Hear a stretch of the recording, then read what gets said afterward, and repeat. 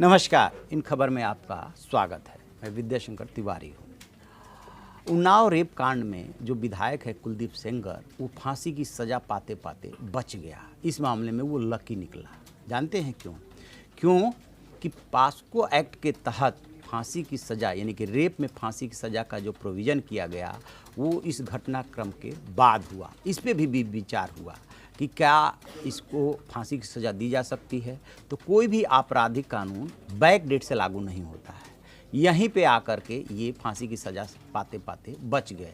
आपको याद होगा कि कल जब जज फैसला सुना रहे थे उस दौरान जब पहले बहस हुई थी क्वांटम ऑफ पनिशमेंट पे, तो जो आरोपी पक्ष है और बचाव पक्ष यानी कि जिसका मुकदमा सरकार लड़ रही थी, वो सरकार की तरफ से ये दलील थी कि इनको कठोर से कठोर सज़ा, लंबी सज़ा दी जाए। उसमें जब बचाव पक्ष की बारी आई तो बचाव पक्ष ये कह रहा था कि इन्होंने समाज के लिए ये काम किया है, इनका ये रिकॉर्ड है वगैरह वगैरह। बचाव में हर कोई कहता है उम्र ऐसी हो गई है, जिम्मेदारियां इतनी हैं। उस पे जज ने जब बात आई उम्र कैद की तो जज ने कहा कि सुप्रीम कोर्ट के कई ऐसे फैसले हैं जिसमें उम्र कैद का मतलब उम्र कैद यानी कि आखिरी सांस तक, उसको बाकायदे उद्धृत किया गया। लेकिन इस बात पे बहस नहीं हुई कि फांसी की सज़ा क्यों नहीं। बात समझ में भी नहीं आई, क्योंकि जब पास्को लगा तो उसमें फांसी की सज़ा का प्रोविज़न है। किसके लिए? रेप के लिए, बट नहीं इसमें मिला। तो दरअसल हुआ क्या था कि ये घटनाक्रम जो है वो 2017 का है। 2 अप्रैल 2018 में जब पीड़िता और उसके परिवार ने मुख्यमंत्री योगी आदित्यनाथ के आवास पर पहुंच करके आत्मदाह करने की कोशिश की थी, तब जाकर के इस मामले ने तूल पकड़ा था।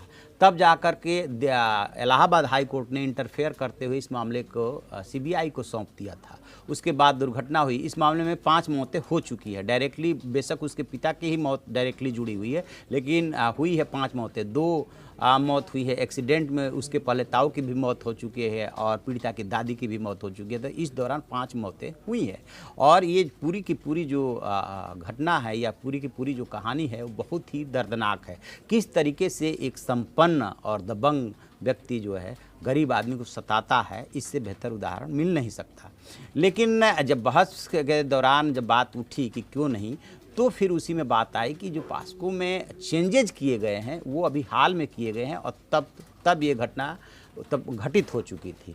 तो चूंकि बैक डेट से लागू नहीं हो सकती, इसलिए कुलदीप सेंगर फांसी की सज़ा पाते पाते बच गए।